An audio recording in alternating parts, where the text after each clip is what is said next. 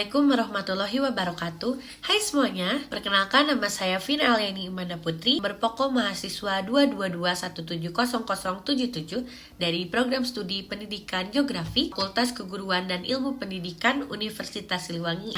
Di kesempatan kali ini, dia akan membuat Project Based Learning atau PJBL mata kuliah Geografi Regional Negara Maju yang diampu oleh Bapak Darwis Darmawan SPD MPD. Di dalam video ini, saya akan membahas mengenai satu negara yang ada di benua Eropa, yaitu negara Belarusia. Sebelum kalian mengenal negara Belarusia secara lebih mendalam dan lebih jauh, di sini saya akan memperkenalkan benua Eropa. Nah, benua Eropa ini merupakan salah satu benua yang ada di bumi, yang memiliki luas 10 juta kilometer persegi. Artinya, 5% luas bumi ini adalah Eropa. Eropa sendiri terbagi menjadi 5 bagian, yaitu Eropa Barat, Eropa Timur, Eropa Utara, Eropa Selatan, dan Eropa Tengah. Belarusia ini ada di bagian Eropa Timur, berada di sebelah timur garis demarkasi tradisional yang sering disebut dengan garis timur, tarik dari Laut Baltik di utara hingga Laut Adriatik di selatan yang memisahkan Eropa Timur dan Eropa Barat. Eropa Timur ini memiliki sejarah sangat erat dengan negara-negara bekas Blok Timur atau bekas Republik Sosialis Soviet atau USSR. Nah, iklim di Eropa Timur memiliki beberapa jenis. Pertama, ada iklim sedang yang dipengaruhi oleh lautan, yang mana lautan mempengaruhi suhu dengan menjaga suhu tetap relatif stabil di sepanjang tahun, menghasilkan iklim yang lembab dan relatif hangat. Daerah yang memiliki jenis iklim ini adalah pantai barat laut hitam di Bulgaria.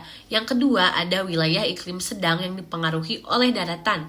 Nah, iklim ini tuh cenderung ada di pedalaman bagian Eropa Barat dan Eropa Timur, di mana daratan ini kan mempunyai kemampuan yang rendah untuk menyimpan panas, sehingga suhu di wilayah ini tuh memiliki fluktuasi yang ekstrim antara musim panas dan musim dingin. Daerah Eropa Timur yang memiliki iklim ini adalah dataran tinggi Transilvania di Rumania dan dataran tinggi Podolian di Ukraina. Ketiga, ada wilayah iklim subarktik yang terletak di sekitar garis lingkar kutub utara pada 66,5 lintang utara. Wilayahnya ini ada di Rusia. 4. Wilayah iklim Mediterranean. Wilayah yang memiliki iklim ini adalah wilayah selatan Crimea di negara Ukraina. Keadaan sumber daya alam di Eropa Timur ini juga sangat berlimpah. Eropa Timur memiliki kekayaan tambang, mineral, dan logam, terutama di negara Rusia dan Ukraina. Dan itu, Eropa Timur juga memiliki potensi besar di bidang pertanian, terutama pada wilayah stepa yang luas, dapat menghasilkan tanaman biji-bijian seperti gandum, gula, kentang, sayuran. Bahkan salah satu komoditas utamanya adalah bunga matahari dari Ukraina. Bahasan mengenai benua Eropa dan Eropa Timur sudah selesai. Sekarang kita masuk ke pembahasan mengenai negara Belarusia. Nah, negara Belarusia ini memiliki nama lengkap Republik Belarus atau Republic of Belarus. Tapi orang Indonesia seringnya menyebut negara ini dengan negara Belarusia. Memiliki nama lokal ini atau Republika Belarus, memiliki luas negara sebesar 207.600 km persegi. Bentuk negara ini adalah republik presidensil dengan kepala negaranya ya Presiden Alexander Lukashenko, dan ada kepala pemerintahannya yaitu Perdana Menteri Sergei Rumas. Yang Rusia beribu kota di Minsk. Mata uang rubel Belarus atau kodenya adalah BR. Untuk bahasa resmi yang digunakan di Belarusia adalah bahasa Rusia dan bahasa Belarus. Memiliki hari kemerdekaan di tanggal 25 Agustus tahun 1991. Mereka merdeka dari Uni Soviet. Belarusia memiliki lagu kebangsaan My Belarusi atau We Belarusians.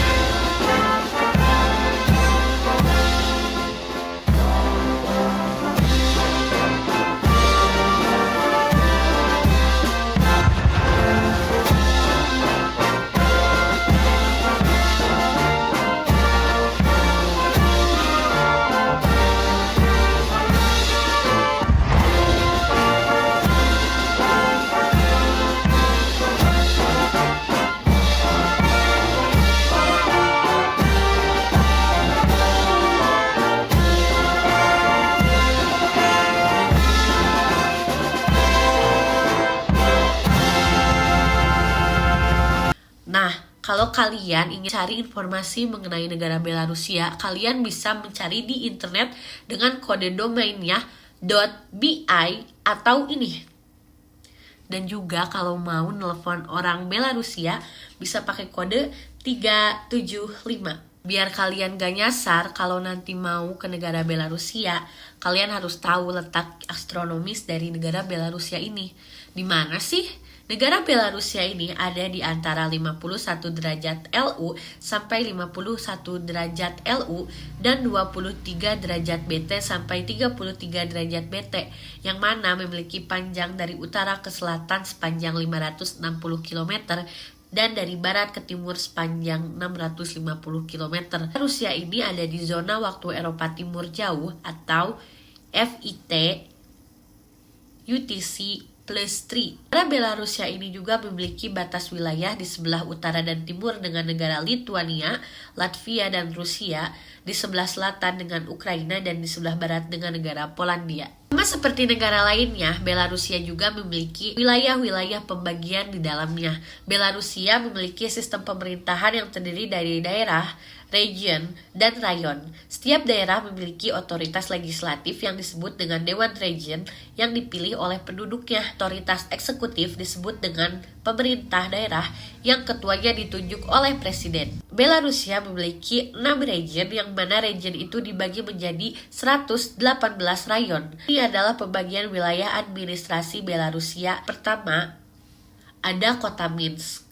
Memiliki luas wilayah sebesar 305,50 km persegi, dan kedua ada Provinsi Brest, memiliki luas wilayah 32.790,68 km persegi. Ketiga ada Provinsi Grodno yang memiliki luas wilayah 25.118,07 km persegi. Keempat ada Provinsi Mogilev, memiliki luas wilayah 29.079,61 km persegi. Lalu ada Provinsi Minsk yang memiliki luas wilayah 39.912,35 km persegi. Dan terakhir ada Provinsi Vitebsk yang memiliki luas wilayah sebesar 40.049,44 km persegi. Ada satu region yang tertinggal, yaitu Gomel Region atau Provinsi Gomel, memiliki luas 40.400 km persegi. Untuk kondisi geografisnya, negara Belarusia ini itu cenderung datar dan tanah berawa. Sekitar 40% dari wilayah negara ini adalah hutan yang menutupi wilayah Belarus di bagian utara. Nah, sedangkan untuk Belarus di bagian selatan ini adalah rawa-rawa dan hutan luas yang disebut dengan Pripyat Marshes. Bentuk geomorfologi Belarusia membentuk punggung dataran tinggi yang membentang dari timur laut ke barat daya di tengah Belarusia. Belarusia ini memiliki tinggi rata-rata sekitar 160 meter di atas permukaan laut, dengan titik tertinggi di ketinggian 645 meter di atas permukaan laut, dan titik terendahnya ada di Sungai Neman pada 90 meter di atas permukaan laut. Belarusia memiliki kurang lebih 10.000 danau. Ukuran danaunya ini relatif kecil-kecil, memiliki 28.000 sungai-sungai besar dan kecil, sehingga Belarusia mendapat julukan Blue Eyed Line atau jalur mata biru. Untuk keadaan iklim di negara Belarusia ini memiliki iklim kontinental moderat, yaitu musim dingin yang sejuk dengan musim panas yang hangat. Pada Januari, suhu berkisar di antara minus 4,5 derajat Celcius sampai minus 8 derajat Celcius. Tapi pada bulan Juli, suhu berkisar di antara lebih dari 17 derajat Celcius dan lebih dari 18 derajat Celcius. Sedangkan untuk curah hujan tahunan di Belarusia ini ada di angka 600-700 mm. Hujan yang turun ini biasanya ada di bulan April sampai dengan bulan Oktober. Dan flora fauna di Belarusia sendiri memiliki 457 spesies vertebrata, dan lebih dari 30.000 spesies invertebrata. Terdapat 7 kelas spesies burung sebanyak 308 spesies, mamalia sebanyak 81 spesies, ikan bertulang sebanyak 66 spesies, amfibis sebanyak 12 spesies, dan reptil sebanyak 7 spesies. Sekitar sepertiga wilayah Belarusia ini dipenuhi oleh hutan. Terdapat 111 jenis pohon dan sekitar 12.000 jenis tanaman serta jamur yang terdapat di dalamnya. Untuk keadaan sumber daya alam di Belarusia terdiri dari beberapa faktor yang mendominasi. Salah satunya adalah hutan. Hutan itu tuh menjadi sumber daya alam yang melimpah di Belarusia karena 34% total luas daratan Belarusia adalah hutan. Selain itu, Belarusia juga memiliki kekayaan mineral seperti granit, batu kapur, marl, dan tanah liat yang bisa dimanfaatkan oleh masyarakatnya.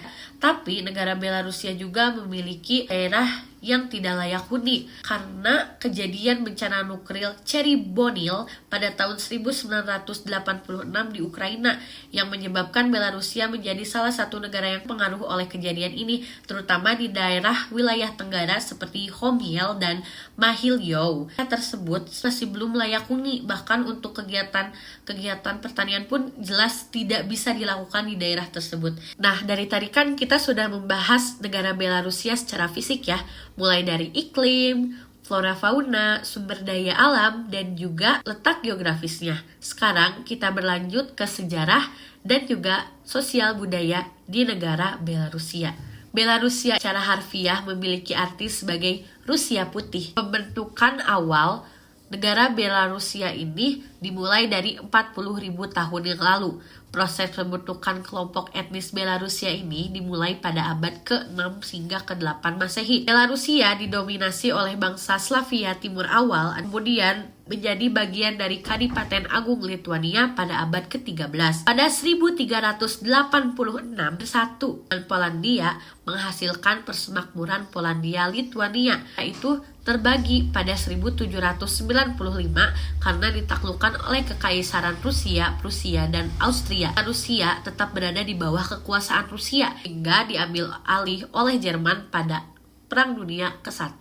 Pada tahun 1918, Belarusia menyatakan kemerdekaannya sebagai Republik Rakyat Belarusia. Tapi rejim tersebut jatuh setelah penarikan mundur Jerman akhir Perang Dunia I. Tahun 1919, Belarusia menjadi Republik Sosialis Soviet Belarusia atau RSSB dan kemudian bergabung dengan RSS Lituania menjadi RSS Lituania Belarusia. Setelah Perang Polandia Soviet pada 1921, Belarusia dibagi antara Polandia dan RSS Belarusia yang baru terbentuk.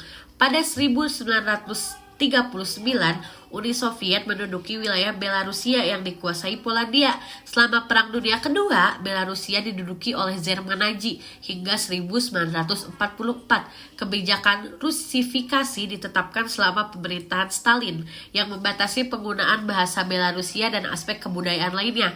Hingga pada tahun 1990 dan 1991, Belarusia menyatakan kemerdekaannya dan secara resmi menjadi Republik Belarusia dan memperoleh kemerdekaan penuhnya dari Uni Soviet. Keadaan sosial budaya di Belarusia sangat dipengaruhi oleh sejarah negaranya yang telah saya sebutkan tadi. Untuk aspek-aspek utama dari kehidupan sosial budaya Belarusia ada pada bahasa. Bahasa yang dituturkan oleh penduduk Belarusia adalah bahasa Rusia dan bahasa Belarusia. Tapi ada juga sebagian kecil penduduk yang menggunakan bahasa Polandia, Ukraina, dan Yiddish Timur. Selanjutnya ada suku. Suku bangsa di Belarusia ini terbagi menjadi beberapa bagian etnis. Belarusia sebanyak 83,7%, etnis Rusia 8,3%, etnis Polandia sebanyak 3,1%, etnis Ukraina sebanyak 1,7%, dan etnis lainnya sebanyak 2,4%. Dan selanjutnya ada agama. Menurut data sensus yang dilakukan pada bulan November 2011, sekitar 58,9% dari total populasi Belarusia mengidentifikasi dirinya sebagai orang yang beragama. Mayoritas dari mereka menganut agama Ortodoks Timur, sekitar 82%. Selain itu, Gereja Katolik Roma memiliki penganut yang banyak di wilayah barat negara Belarusia. Agama-agama lain seperti Katolik Yunani, Yahudi, Islam, dan Neopagan, meskipun jumlahnya ini minim. Secara rinci, 48,3 dari populasinya mengidentifikasi sebagai Kristen Ortodok, sementara 41,1 menyatakan diri sebagai ateis. Persentase umat Katolik mencapai 7,1%, sedangkan 3,3% lainnya menganut agama lain. Selain itu, terdapat komunitas Tatar Lipka yang berjumlah sekitar 15.000 orang. Mayoritas di antaranya ini menganut agama Islam. Di bawah pasal 16 Konstitusi Belarusia, negara Belarusia ini secara resmi tidak memiliki agama yang diakui negara ini sebagai negara sekuler. Apakah negara Belarusia ini termasuk ke dalam negara maju?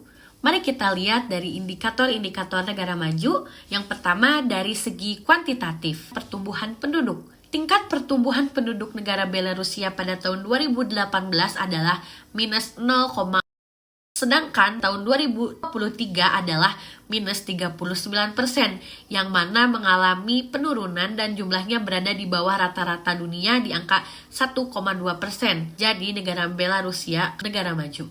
Selanjutnya ada jumlah penduduk. Jumlah penduduk Belarusia pada tahun 2018 ada di angka 9.485.400 jiwa, sedangkan pada tahun 2023 di angka 9.383.853 jiwa, menunjukkan adanya penurunan populasi. Tingkat kematian bayi di Belarusia di angka 2,1 kematian per 1.000 kelahiran hidup di tahun 2023. Kata kematian bayi dunia di 52 per 1.000 kelahiran. Rusia ini tuh memenuhi indikator negara maju. Selanjutnya ada angka kelahiran bayi. Angka kelahiran bayi di Belarusia pada tahun 2017 adalah per 1.000 penduduk, sedangkan pada 2023 adalah 8,6 kelahiran per 1.000 penduduk. Untuk rata-rata kelahiran bayi di negara maju ada di 11 per 1.000 penduduk. Jadi Belarusia ini memenuhi indikator negara maju. Selanjutnya ada tingkat kepadatan penduduk Belarusia yang dapat dihitung dengan rumus menghasilkan angka kepadatan penduduk negara Belarusia sebesar. Selanjutnya adalah beban tanggungan negara, cermin dari rasio ketergantungan total yang mencapai 50,8%. Rasio ini menggambarkan jumlah penduduk non-produktif yang terdiri dari kaum muda dan lansia dalam kaitannya dengan jumlah penduduk yang berusia produktif. Rasio ketergantungan kaum muda sebesar 25,4 dan rasio ketergantungan lansia sebesar 25,4. Belarusia ini menghadapi tekanan finansial yang signifikan dalam mendukung populasi non-produktifnya.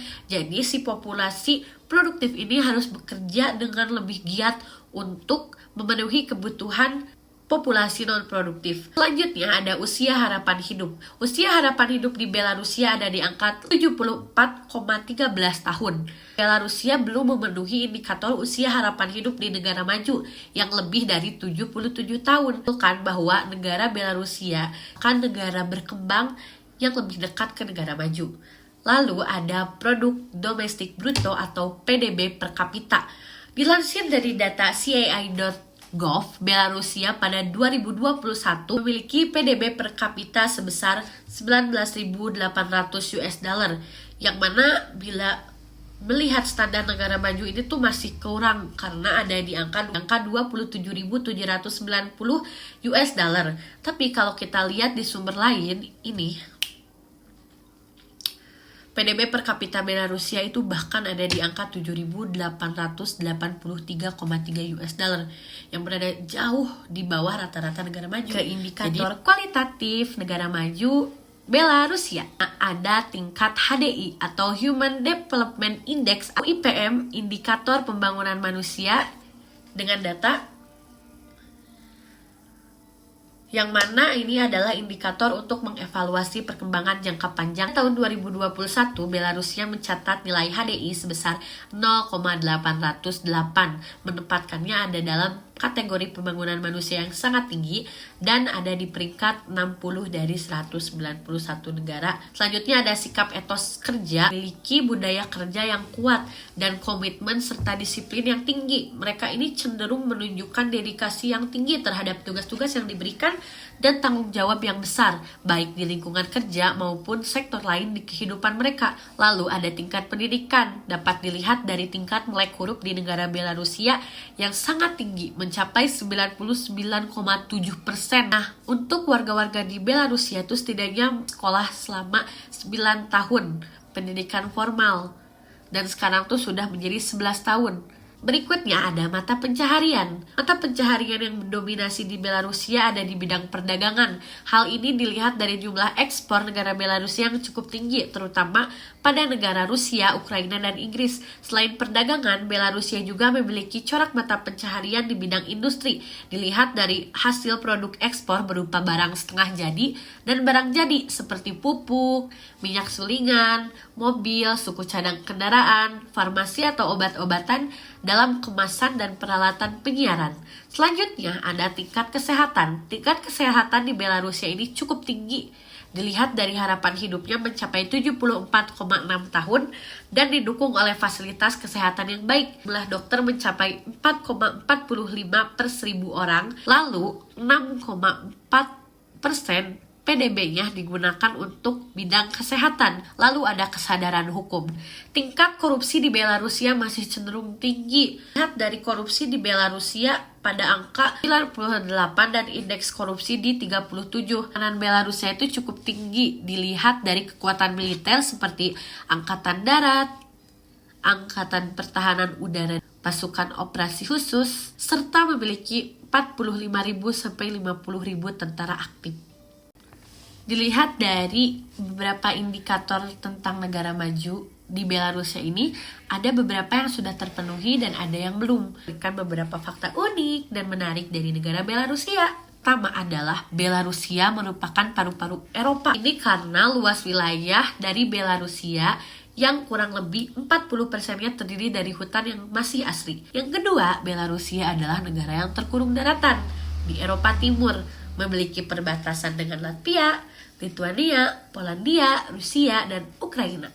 Ketiga, kentang menjadi makanan pokok di Belarusia. Beda kan sama Indonesia yang makanan pokoknya adalah nasi.